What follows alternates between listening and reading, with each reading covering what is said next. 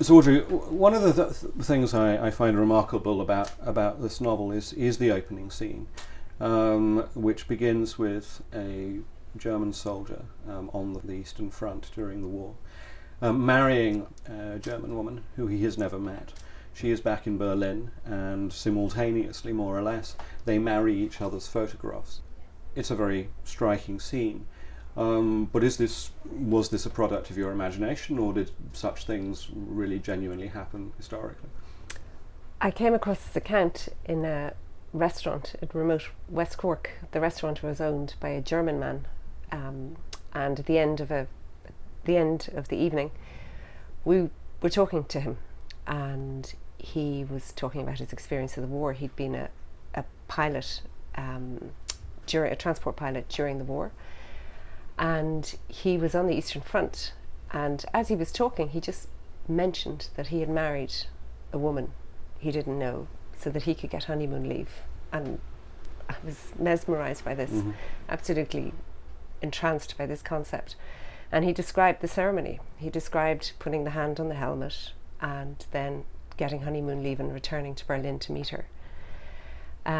So yes, it happened. It didn't happen a huge amount, but it happened. And it was interesting for me because it actually, while it seemed very unusual, I had lived in Sydney, and there I met Greeks and Italians whose parents had done something similar. So it was not uncommon for this kind of, postal bridal system. There might even have been some of it in Irish culture between America and Ireland, where women in particular were sent out to the men. So it tapped into just this fascination I had with this kind of postal bride,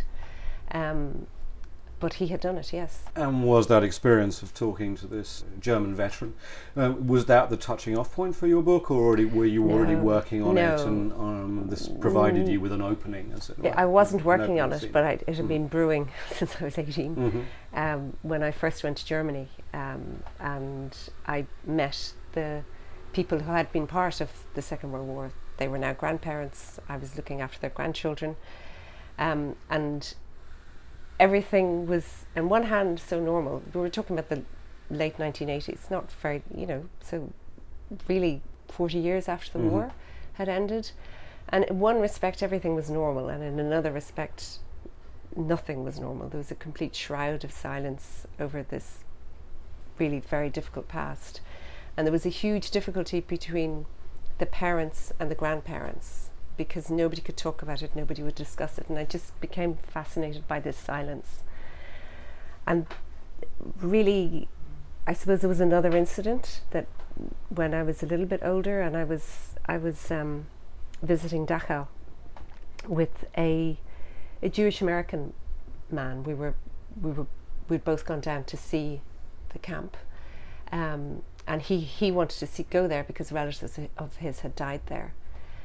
And we got there, and it was a Monday, and it was closed. And he, being American, was on a schedule, so he had to go back the next day. So he was very, very upset that he had not fulfilled his promise to his family to go and see the camp. So I said, well, why don't we walk around the perimeter? And we did. We walked around really quite an extensive perimeter. And as we walked around, we met an older woman. She was probably at this stage in her 50s, 60s. And she was tending to her garden, and we started to chat. And he had no German and she had no English, so I was interpreting between the pair of them. And she started to talk about her life there, and it emerged during the conversation that she had been there her entire life. She had always lived there, always lived on this spot, and she had been there for the entire time the camp was open. And this man was floored by this and just hugely upset how she could stay there, how she could have, lived through this and not done anything, and how could she live with herself in the wake of it. And she just, the blinds were down, I knew nothing, there was nothing I could do, I knew nothing, and there was just this huge split between these two people, and both hugely upset, but both entrenched in their view on it. And I suppose those two things had stayed with me hugely. And then when I met this man down in Cork and his marriage, I suddenly had the structure. You haven't chosen to write directly about the Holocaust. It's very much kind of on the edges. of the story that you have to tell, which is half a story of being on the Eastern Front for the male character, and half a story of the home front of bombings, eventually the fall of Berlin to the Soviet army. You've worked as a correspondent. To what degree was the experience of your journalistic experience of war did you bring to bear on the novel? It had a huge impact because I'd seen both. I had seen the domestic front and I had seen the war front. And very often they get separated out, and I wanted to bring them together. And that through was the optic of this relationship. Of this relationship. Yeah. I very much wanted, I suppose, to understand the war myself, and to understand what happens to an ordinary person caught up in this war, and that type of war where there's a political reason for war, and the part politics plays and the part social structure plays in a war. So much had been written about the Holocaust, and obviously it's a huge part of the novel, but I wanted it to be central to their behaviour, but not central to the characters, because that's actually what happened. You know, people allowed their lives to go on because they put the Holocaust to one side. So I needed to draw the characters as they put it all to one side, because when you put it all to one side, you move on. You know, you find another reason to allow it to rest to one side. And it's obviously a huge part of the novel, but I wanted to depict the ordinary German and how they dealt with that. And that was how, I suppose, to some degree, the three lived side by side. You know, you had the relationship between Peter and Katharina, but you also had this other relationship between both of them and the Holocaust, and all the other characters and the Holocaust. It is a novel told almost entirely in terms of dialogue in action, but you do very little of a lot of the traditional material of the novel, of telling the reader what they're thinking. Was this a conscious and deliberate decision? I mean, did you make that decision in part because of the subject matter that you were writing? Yes, it was very deliberate, but it probably drew, a lot of my influences would be European literature, and a lot of the time, I suppose, it's not always handed to you on a plate, and I like that kind of reading, so I suppose you always try and write the book you want to read. Yeah. I wanted people to engage. I wanted people to engage with the issues, because I think we're very happy to parcel that away as something that's over. But I actually think we need to remember, and I wanted, I suppose to some degree, a new generation to engage with it, because it has been told in so many ways already, and I wanted, to some degree, a new way of telling it, a new way of engaging with it. I also wanted to be an exploration. You know, I was exploring, and I hope the reader explores, because that is the point of the book, is to explore.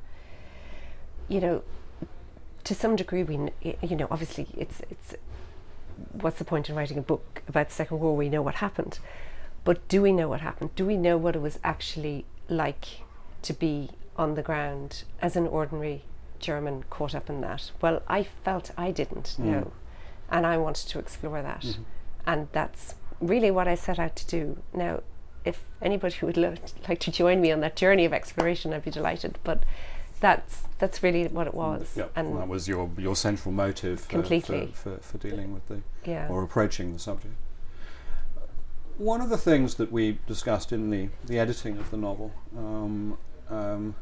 was a minor issue at one level, but I think it's quite the discussion we had made it feel quite telling to me in terms of your approach, which is that I'd suggested to you that you might use German titles when the characters are addressing each other, that they should address each other as Herr so and so and Frau so and so.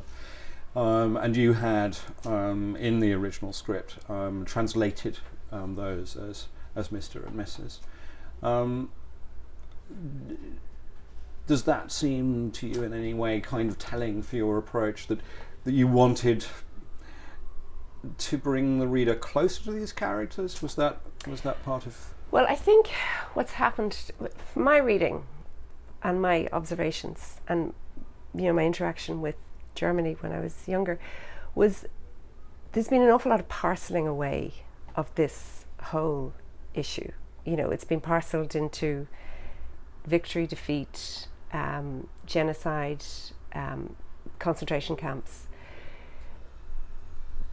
But I just felt really strongly that we haven't dealt with the mundaneness of it almost. That there was actually an awful lot of kind of day-to-day barbarity, awfulness that people were able to tolerate and became inured to. And I didn't want a distance in the book from that. I didn't want, so I felt an English reader, if they found Herr and Frau and any of the categories of army names, they would distance themselves from that. So they would say, oh, that was Germany.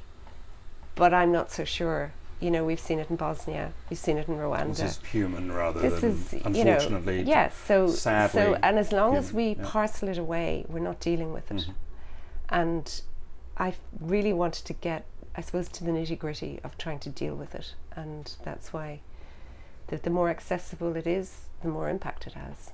Do you feel you are expressing in the novel a sort of tragic view of the human character? I don't see it as entirely bleak. I see Katharina as building a new society, and out of that society is coming a very strong brand of women's strength. You can see the start of quite a strong women's movement, because she has this relationship. I know I only touch on it because it's too, but she has this relationship with other women who understand, and they understand her, she understands them. She never had that before. She had a relationship with women that she was never comfortable with. So I don't see it as all horrendous. I see that, in among the ashes, there is a little kernel of flame. But there was a huge level of destruction in the wake of that war in Germany. I mean, it was extraordinary. It tore people apart. I mean, it tore people apart obviously during it, but afterwards it was difficult. Is Heinrich Böll one of the German writers who had an influence on this novel? Hugely, yes, yeah. Are there others that you would? Oh gosh, there are loads. There would be Christa Wolf, and then a lot of the French writers. Marguerite Duras would be been hugely influential. Beckett, it just goes on. But yes, but Böll would have given me a lot of courage, I think. Obviously, Thomas Mann. The list is long. There are many great German writers. There are very many great German writers.